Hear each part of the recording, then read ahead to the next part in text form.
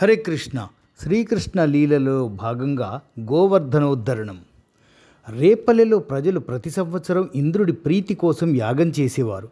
అలా చేస్తే వర్షాలు బాగా కురుస్తాయని, పంటలు సమృద్ధిగా పండుతాయని వారి నమ్మకం. ఆ సంవత్సరం కూడా ఇంద్రయాగం చేయడానికి యాదవులు సన్నాహాలు చేశారు. అయితే కృష్ణుడు సమ్మతించలేదు. గోకులానికి దగ్గరలో గోవర్ధనగిరి ఉంది. ఆ కొండ మీద పుష్కలంగా పచ్చిక దొరుకుతుంది. గోవులకు గోపాలకులకు ప్రాణాధారమైన పర్వతం అది.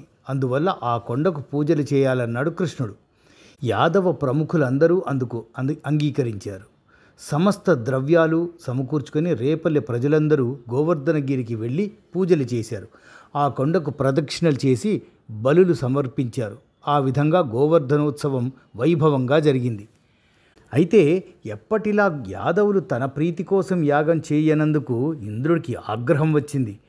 మేఘగణాలను పిలిచి, మీరు వెళ్ళి గోకులంపై జడివాన కురిపించి అల్లకల్లోలం చేయండి, గోగణాలను గొల్ల పల్లెలను సర్వనాశనం చేయండి అని ఆజ్ఞాపించాడు.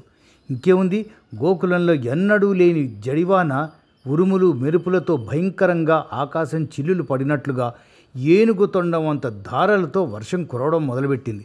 ఆ తర్వాత భయంకరంగా రాళ్లవాన కురవడం ప్రారంభమైంది. ఆలమందలు దీనంగా అరవసాగాయి. ప్రజలు దిక్కు తోచక ఆర్తనాదాలు చేశారు. అప్పుడు కృష్ణుడు గోవర్ధనగిరిని ఒక్క చేత్తో అవలీలగా పైకెత్తాడు.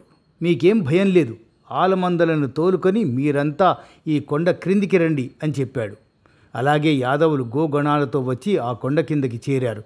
కృష్ణుడు గోవర్ధన పర్వతాన్ని తన చిటికెన వేలిపై కదలకుండా నిలిపి గోవులను కాపాడాడు. గొడుగులాగా పట్టుకున్నాడు. 7 రోజులు కురిసింది రాళ్ల వాన. ఆ 7 రోజులు కొండను అలాగే ఎత్తి పట్టుకున్నాడు శ్రీకృష్ణ పరమాత్మ. తన ప్రయత్నం వ్యర్థం కావడంతో ఇంద్రుడికి గర్వం అణిగింది. భగవంతుడైన కృష్ణుడి మహిమ తెలుసుకున్నాడు. మేఘాలను ఉపసంహరించి తనను మన్నించమని శ్రీహరిని వేడుకున్నాడు. వాన వెలిసింది. యాదవులు మళ్ళీ ఎప్పటిలాగా సురక్షితంగా గోకులం చేరుకున్నారు. ఆ విధంగా గోవర్ధనగిరి ఎత్తి గోకులాన్ని కాపాడిన 7 ఏండ్ల బాలుడు శ్రీకృష్ణుడిపై దేవతలు పూలవాన కురిపించారు. హరే కృష్ణ.